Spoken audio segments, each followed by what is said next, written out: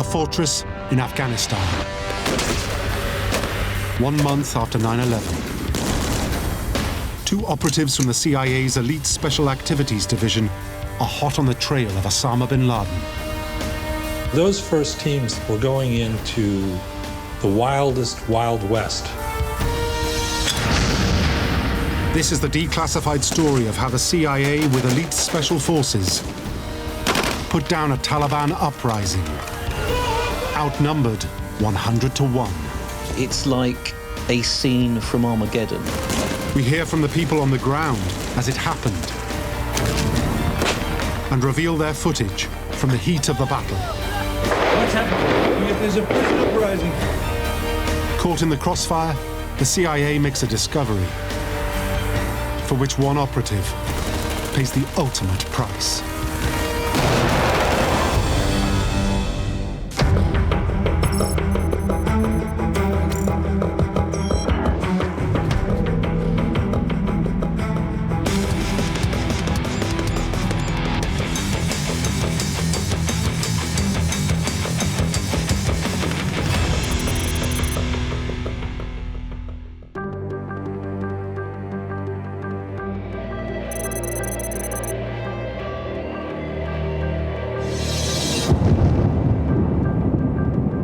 America is under attack.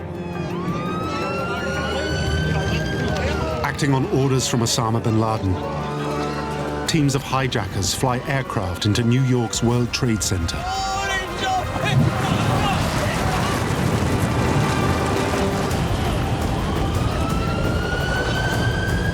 Two more planes are hijacked. One hits the Pentagon. The other crashes before it reaches its Washington target.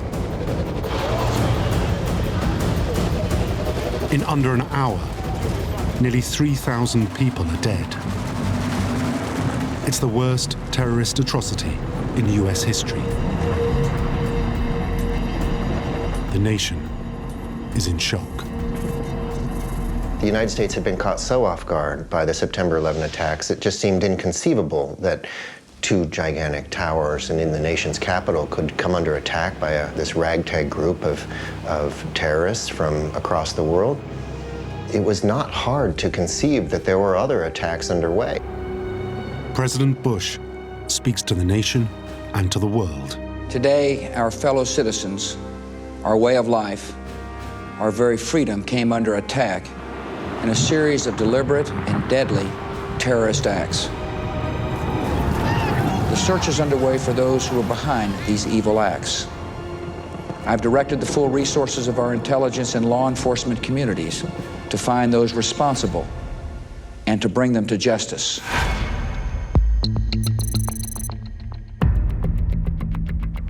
The full operational force of the CIA now focuses on one man and his network of terrorists. Finding bin Laden was a priority from the outset. The head of the Counterterrorism Center for the CIA talked about bringing home bin Laden's head on a pike.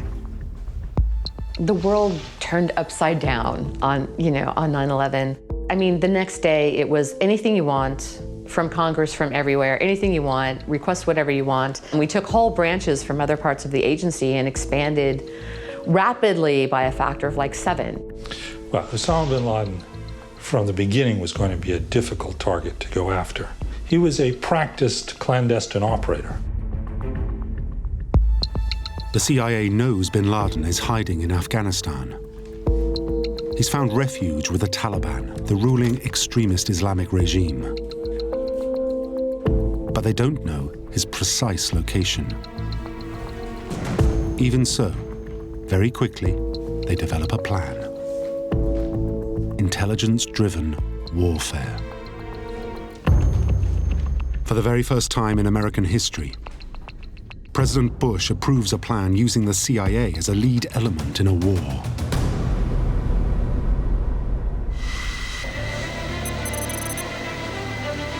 Operation Enduring Freedom is the invasion of Afghanistan.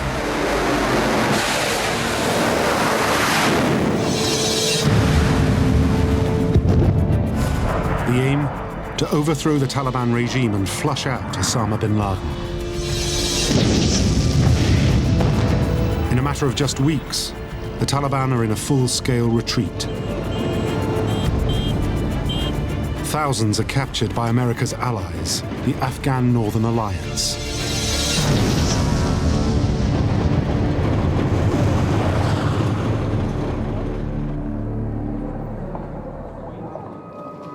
On the ground from the very beginning are highly trained covert CIA operatives. They've been sent in to interrogate captives and gain information on exactly where bin Laden is hiding. Just 10 weeks into the war, CIA analysts learn of an opportunity. A chance for their men to interrogate individuals who could potentially lead them to their #1 target. 85 miles outside the northern Afghan town of Kunduz, Taliban fighters have assembled on the road to Mazar-e-Sharif. Their leaders want to negotiate a truce. Now, these guys were fully armed. They had with them AK-47s, PKM light machine guns, rocket-propelled grenades. They had all the normal armaments that the Taliban and al-Qaeda had. These men are not just Afghans. There are also hundreds of foreign fighters. Now, what kind of fighters are drawn to an international jihad from overseas? They are, by their very nature, the most extreme, because to do that you have to have some kind of extreme commitment to come and fight in a foreign land.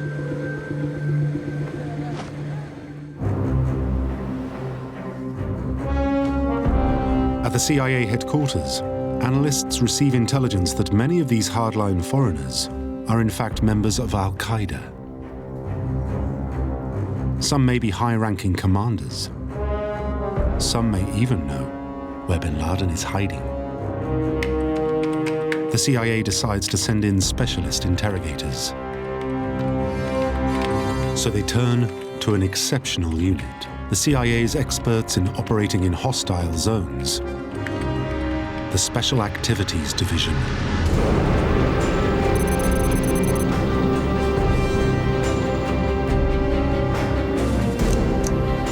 Outside the city of Mazar-e-Sharif, a two-man Special Activities Division team prepares for their mission. Dave Tyson is a Central Asian specialist. He is a fluent speaker of Dari, the language of America's ally, the Northern Alliance. With him, Johnny Michael Spann, Mike, a 32-year-old former Marine from Alabama. He's been with the CIA for 3 years. This is his first field assignment. So those first teams that were going into the wildest Wild West that you can imagine. If they got into a firefight with the Taliban, there was no cavalry going to come in. They were on their own at the tippiest tip of the spear of American power. The team's mission? To persuade the surrendering fighters to reveal precisely where bin Laden is hiding.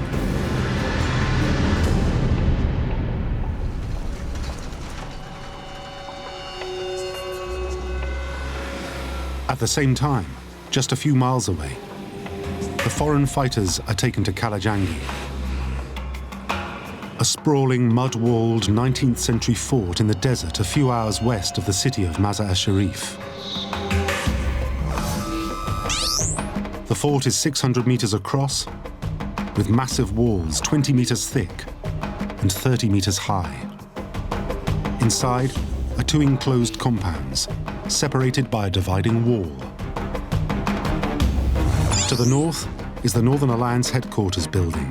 To the south, the so-called Pink House.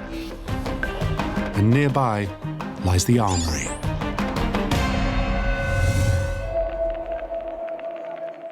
Despite its size, there is still nowhere truly suitable to house such a huge influx of men. You need a large building, large enough to hold and process and house and feed 600 men, and you need somewhere which you can secure them in. They didn't have any prisons, obviously. What alternatives were there? Northern Alliance guards have little choice but to herd the Taliban into the basement of the Pink House, the building in the middle of the compound. This will be their makeshift prison.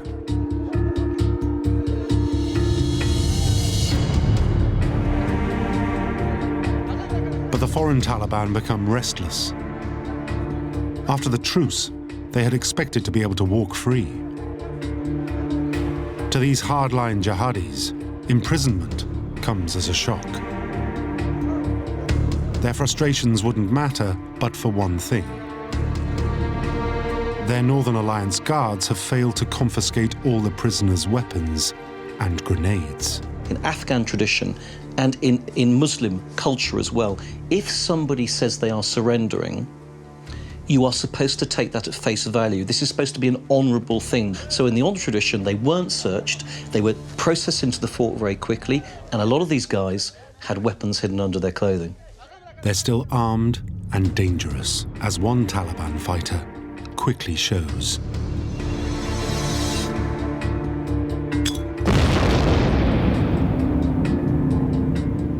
I don't know the mentality of those Taliban fighters, but I guess it's an attitude of, okay, I surrender, I make myself defenseless, but maybe not utterly defenseless.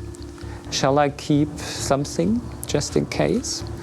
And that's probably when one of them, or some of them, decided to use the grenades that they had hidden. The explosion is the last action of one Taliban fighter's life. A warning of what the Taliban are capable.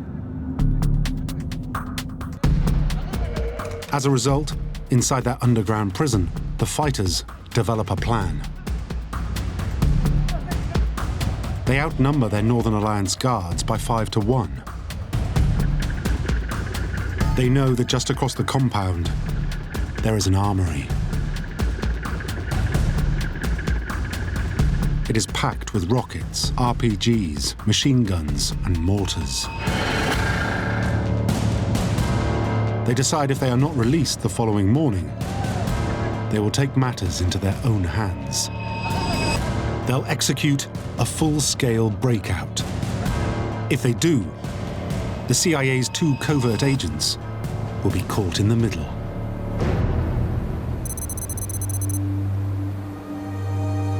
The 2 undercover agents, Mike Spann and Dave Tyson, arrive at the Kalajangi fort to begin the interrogations. For them, the fighters were a source of intelligence. Let's get as much as possible intelligence from them and information. This was about 2.5 months after 9/11.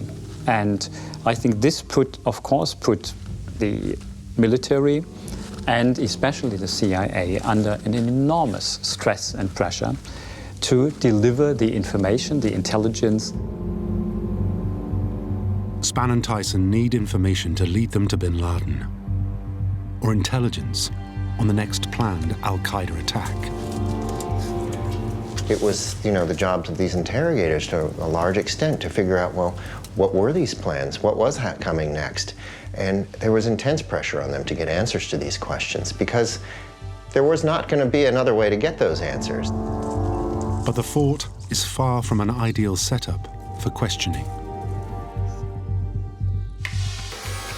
The CIA interrogation manual sets clear guidelines on how to cross-examine a detainee. Interrogators should have time to memorize a detainee's history,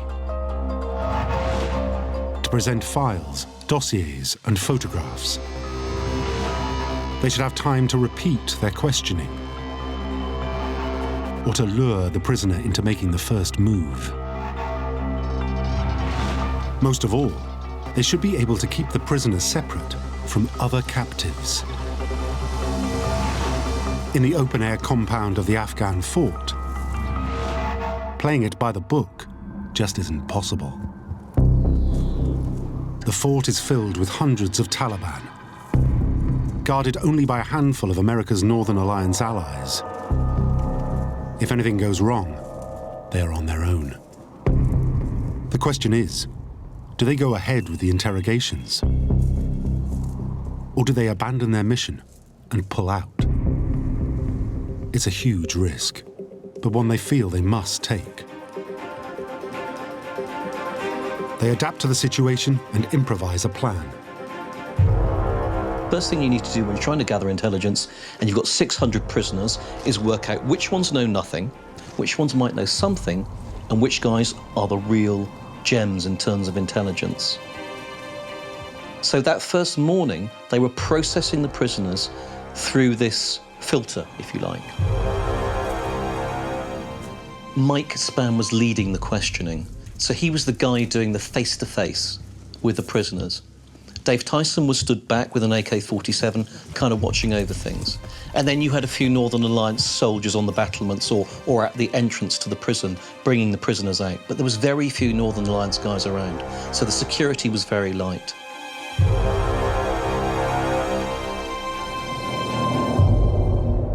After 2 hours, they notice one particular captive. He is unusually pale-skinned and is wearing items of Western clothing. They suspect he speaks English. They realize this could be the one man they can communicate with directly. The one man they can break. But the prisoner refuses to talk.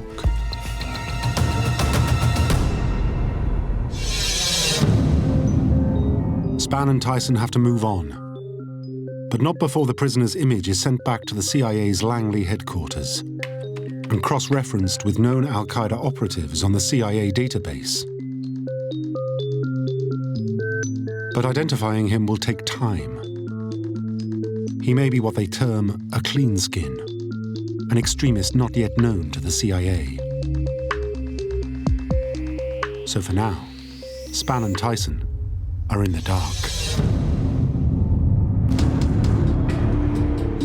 In the basement prison, the hardline Taliban fighters realize what's going on. They will not succumb to interrogation. I'm convinced the Taliban, they were not prepared to be questioned by Americans and not by the CIA. Bear in mind, you've now got 600 of the hardest, most extreme prisoners in Afghanistan at that time, face-to-face with, as they see it, the enemy. And not just any old American enemy. These guys who are questioning them, they know they are special forces or CIA. These are the cream of America's warriors. These are the people of anyone that they most want to kill. And so you can imagine how explosive this confrontation is. The Taliban decide the next group to be brought out to the compound will trigger a breakout.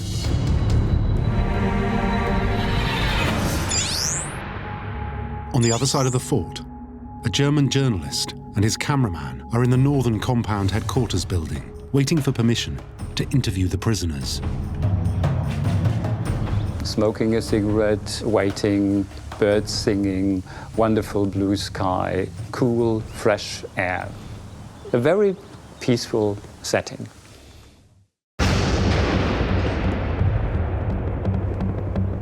And then all of a sudden there were 1 or 2 explosions, grenades.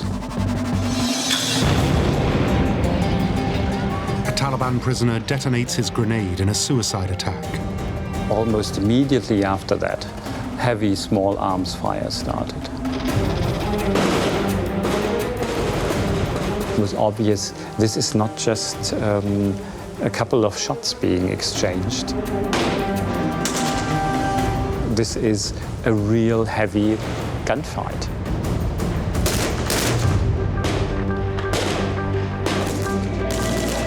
And then I grabbed my sat phone and ran for cover in the main building, which was like 20 yards away from where I had been at the time.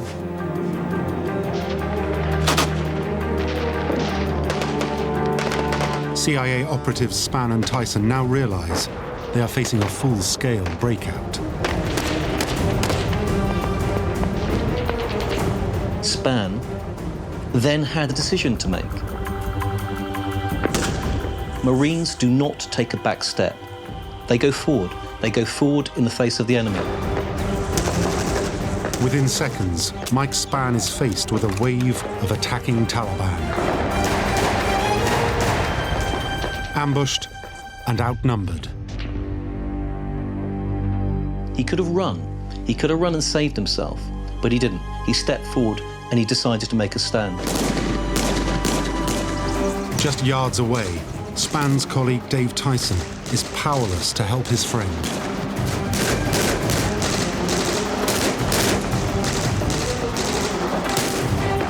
He has no choice but to make a break for it, towards the headquarters building.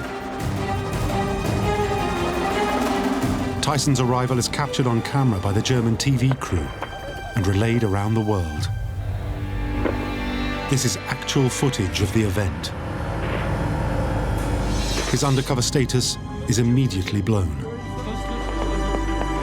Instinctively, Stout suspects Tyson is CIA.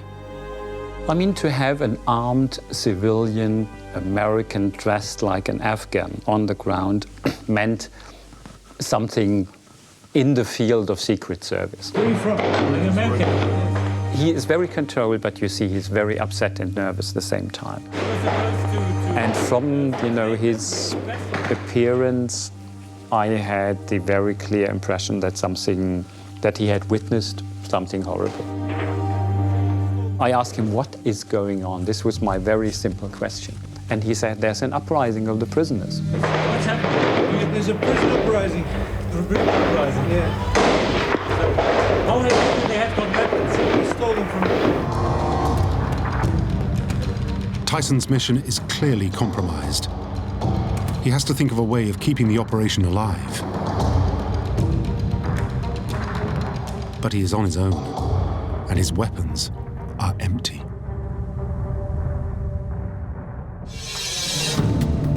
By now, the Taliban prisoners in the basement of the Pink House have killed their Northern Alliance guards. They ransack the armory.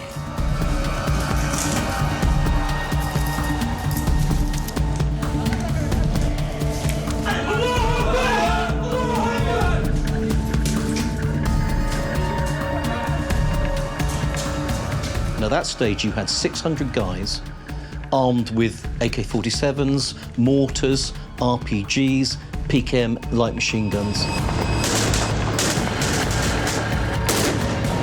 Northern Alliance allies take up defensive positions and mount a counterattack, trying to keep the Taliban at bay. It's a vicious firefight. From the shelter of the headquarters building, CIA agent Dave Tyson can hear the battle escalate.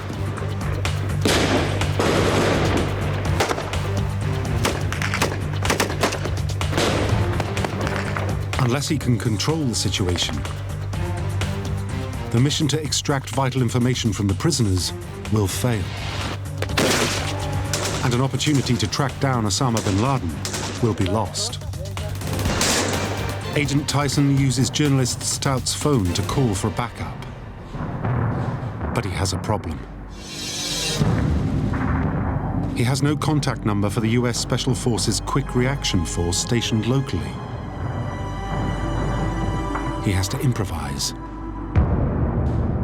At the time, I didn't know, but later I checked the numbers from our sat phone. It was the number of the American embassy at Tashkent, Uzbekistan.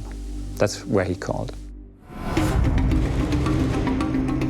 From the fort just outside Mazar-e-Sharif, Tyson calls a number he believes is his only option. The embassy in Tashkent patches Tyson through to the US Army Central Command at MacDill Air Force Base in Tampa, Florida.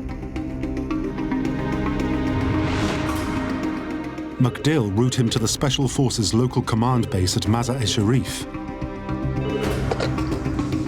By the time his emergency call reaches a fellow CIA paramilitary officer at base, it has traveled 20,000 miles. Tyson gives a full situation report. This is the actual recording of what he said. We control the north end of the fort. The south end of the fort is in their hands. There's hundreds of dead here, at least.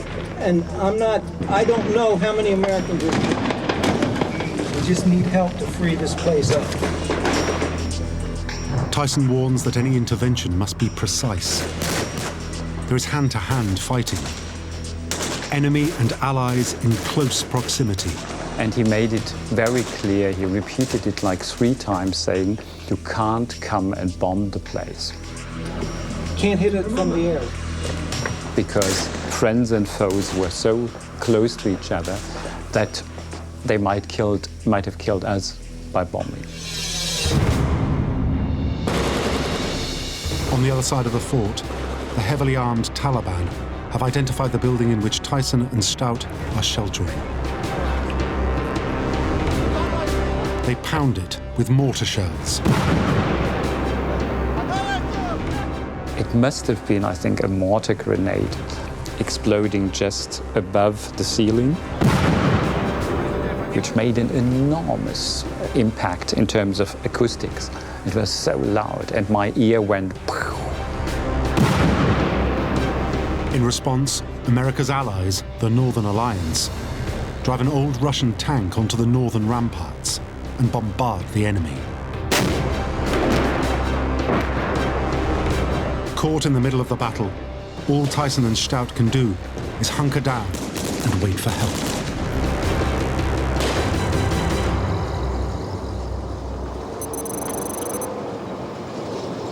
Just 2 hours after the first shot is fired, that help arrives.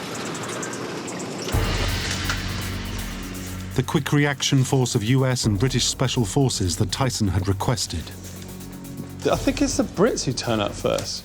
In a Land Rover, wearing Barber jackets and jeans, and they're all called things like Scruff and Ginge. It's hilarious. And they're moaning. The driver's moaning. He's saying, oh, there's nowhere to park. You know, meanwhile, there's bang, bang, bang, bang, bang.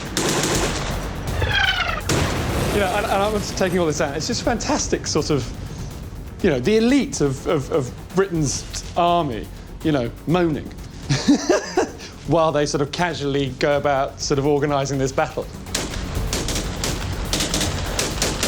And then the Americans turn up as well, and there's more of them. There's about 8 of them, and they're much more aggressive. Let's do this, let's do that.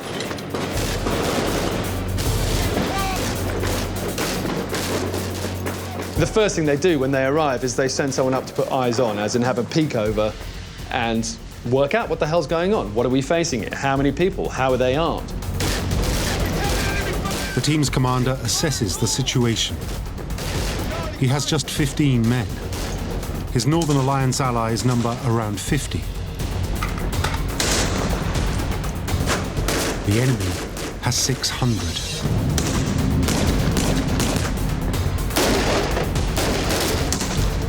Despite this, the quick reaction force goes in and takes on their enemy. It's like a scene from Armageddon. You've got tracer rounds going to the sky, you've got RPGs firing off. This has kicked off into a major, major firefight. And at the moment, you've just got a few Northern Alliance soldiers there trying to put down the uprising. It is a hopeless situation.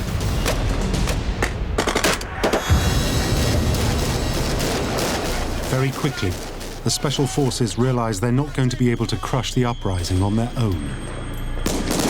They will need to adapt. The special skill that the Special Forces have is that they are able to handle it, and that they're able to go in with the plan, and when that becomes impossible, they're able to make another one quite quickly. And that's the edge that they have. Okay, let's go. Despite the fact that friend and foe are fighting in extremely close quarters, the Special Forces team makes the decision to bomb the Taliban from the air. The one advantage, apart from their training and their superlative abilities, the one advantage they can very often rely on is air power. Because air power evens up the odds somewhat. You can have a few guys behind enemy lines, but if they can call in airstrikes, they can have the effect of hundreds.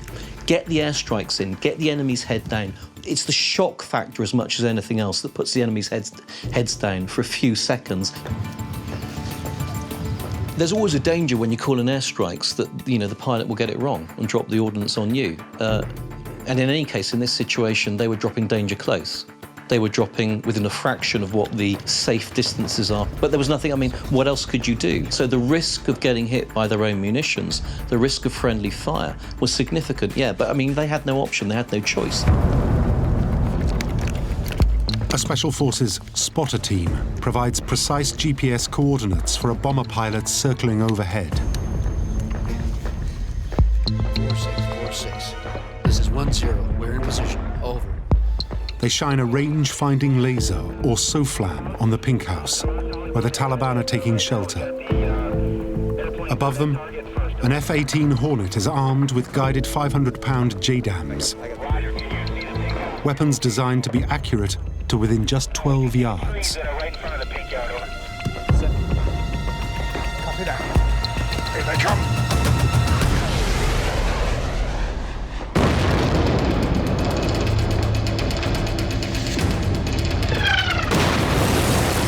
One bomb after another rips through the southern end of the fort.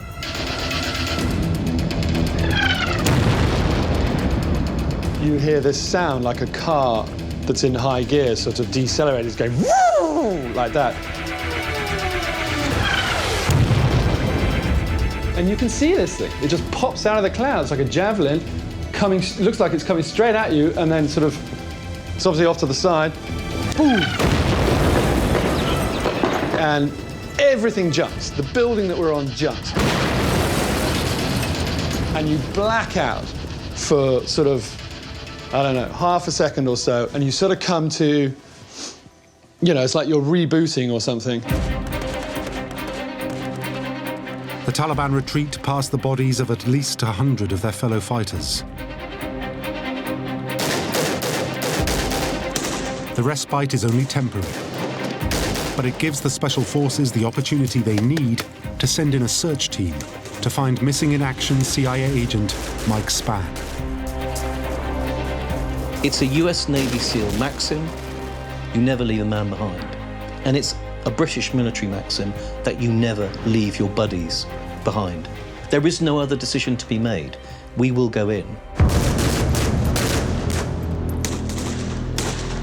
After hours of looking and under heavy fire, the two-man rescue team reaches the southern compound. There, the spotter's search comes to an end. He scans the southern end of the fort. I guess he wants to see him, but he doesn't want to see him. It's a horrendous situation to be in. And eventually he sees a guy lying on the ground, and he can see he's wearing blue jeans and a kind of shirt, which is exactly what, you know, CIA SAD operatives would wear. The search team confirms they found the body of Agent Mike Spann. He is the first American casualty in the war on terror.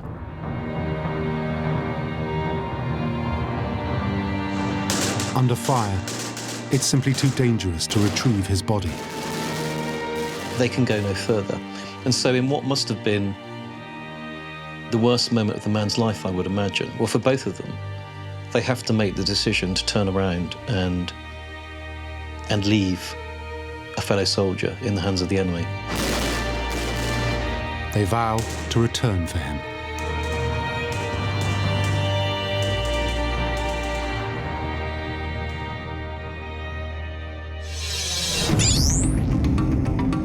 On the other side of the fort, CIA agent Tyson doesn't yet know the fate of his colleague. He and reporter Arnim Stout are trapped on the roof of the headquarters building.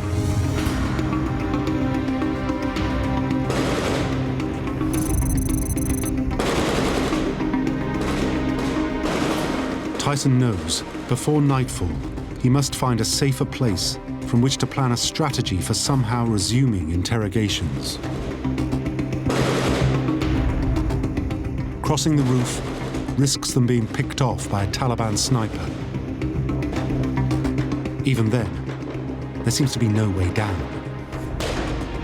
But a Northern Alliance fighter reveals a possible route to safety.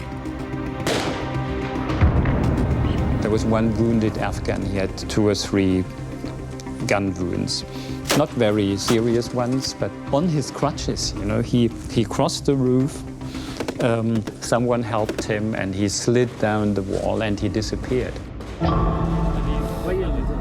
Using his CIA training, Tyson calculates the risks. They must time their run between incoming bullets. Hey guys, time to go. Huh? It's time to go. I remember at one point Tyson just saying, "It's time to go," in a very decisive way. And that was the signal for everybody.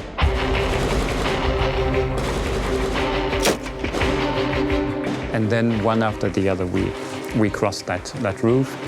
We slid down the wall. We ran towards that clay road, and there was a van there. You know, like out of nothing, there was a van as if we had ordered a cab, you know? Stout is driven through the desert to safety. Tyson can regroup at the CIA's local base. The fate of his mission to locate Osama bin Laden now lies in the hands of the Special Forces and the success of their airstrikes.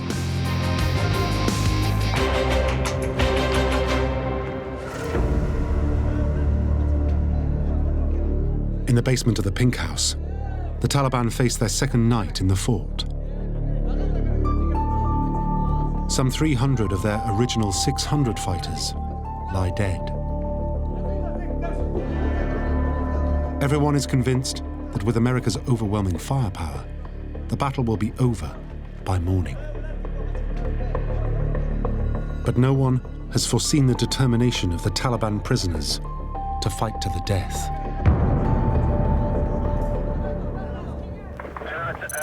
Setting up comms right now, over. On the third day, further teams of US Special Forces arrive to assist the CIA's operation, together with reinforcements from the Afghan Northern Alliance. Inside the Pink House, there is no sign of surrender. So the air bombardments continue, despite the CIA's concerns that friend and foe are simply too close.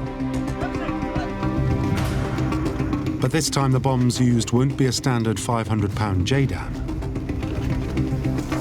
This time, they're 4 times as big.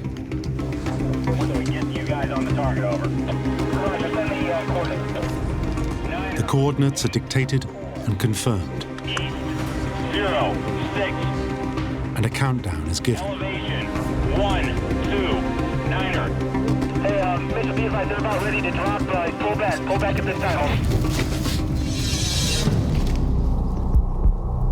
Journalist Alex Perry joins the Special Forces teams, calling in the strikes.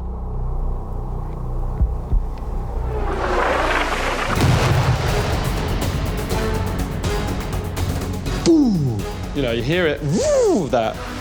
Boom! I mean, it shoots, 300 yards into the sky. Biggest thing we've ever seen. This is suddenly a 2,000-pounder, I learned. It puts a swimming pool-size hole in the wall. The dust towers 1,000 feet high. But the bomb hasn't hit the intended target. And we're thinking, that's where we were, that's where all those guys are, that's where the Americans are, they've just hit their own people. A 2,000-pound American bomb has wiped out a Northern Alliance tank position. Up to 30 Alliance men have been killed. 5 US and 2 UK Special Forces men are badly injured. It's just as the CIA had warned. Friend and foe are too close together for airstrikes. And you can just see all these guys coming out, just, they're grey with dust, pink eyes, and half of them are completely deaf. And we're just thinking, how many people died?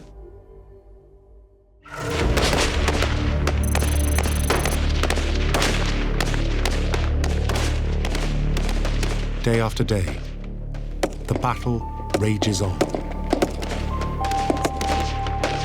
Several days went by when you had like massive bombardments or big gun battles or, you know, maybe 200 guys on a parapet firing down to this thing. Nothing could possibly survive. And you go back the next day and it's the same situation and you're back to square one and it starts again. Taliban deaths are in the hundreds. Still, many fight on. Others regroup in the basement of the Pink House. Will any be left for the CIA to interrogate? And if you look down on this quadrant, there were hundreds of bodies. And you're like, well, how, you know, it looks to me like everybody's dead. And you could tell that there was almost no one firing back. Maybe one, maybe two. So our assumption was, everybody's dead, but we were wrong. In their Pink House refuge, the remaining Taliban are armed, defiant, and still refusing to surrender. I think at some point it was obvious to them they would all die there. The Afghan Northern Alliance are now in charge of the fort. But how can they flush out the remaining Taliban? They try firing into the building with guns and RPGs. They pour oil through the tiny windows and set it on fire. This may sound brutal, okay? This may sound medieval and horrific, but bear in mind, they weren't trying to force them out to kill them. They were trying to force them out to accept their surrender. But the Taliban don't want to surrender. Eventually, the Northern Alliance has just one remaining option: to flood the Taliban from their refuge. They divert a nearby stream directly into the Pink House basement.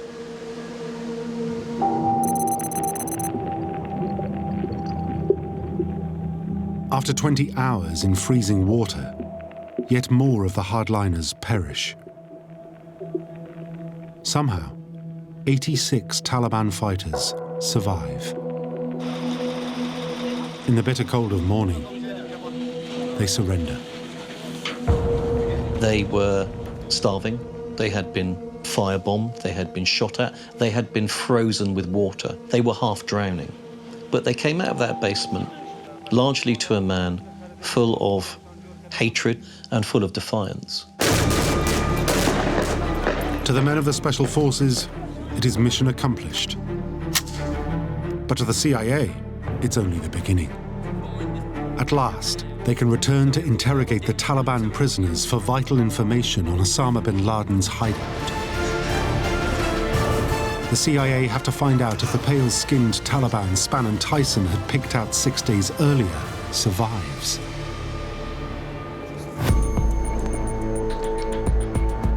Of the original 600 Taliban, only 86 remain. And among the survivors is the man the CIA agents have identified as of particular interest. They confirm what they had originally suspected. He speaks English.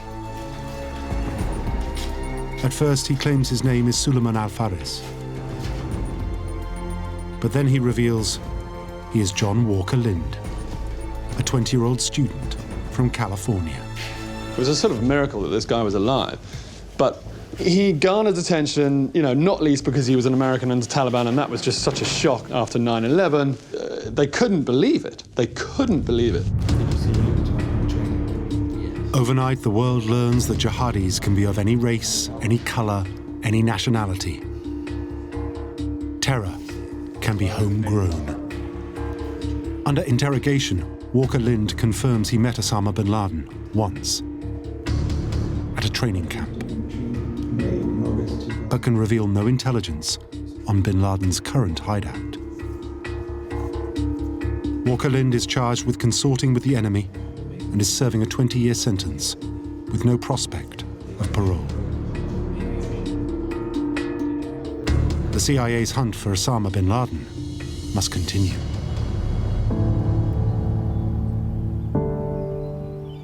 In the fort, the US Special Forces retrieved the body of CIA agent Mike Spann. It had been booby-trapped by the Taliban. A CIA officer for 3 years and father of 3. He is the first American casualty in the war on terror, buried with full honors as an American hero.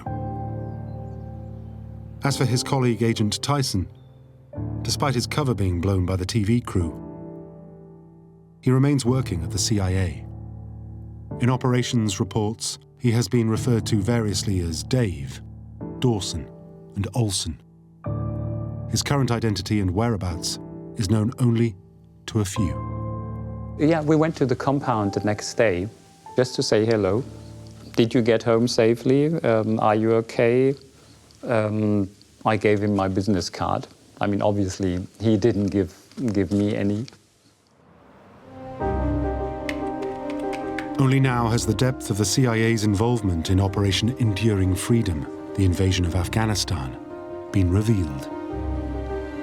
A tiny handful of Special Forces soldiers from the CIA mainly basically managed to roll back the Taliban with air power across the whole of the north of the country within a matter of weeks.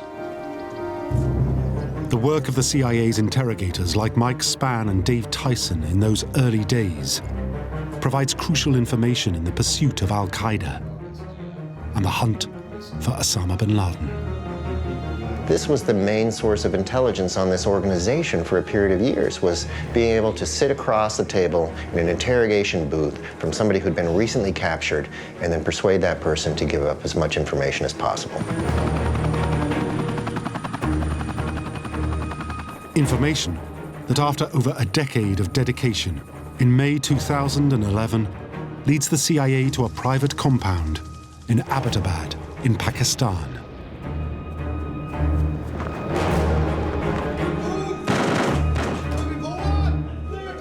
And to the death of America's most wanted,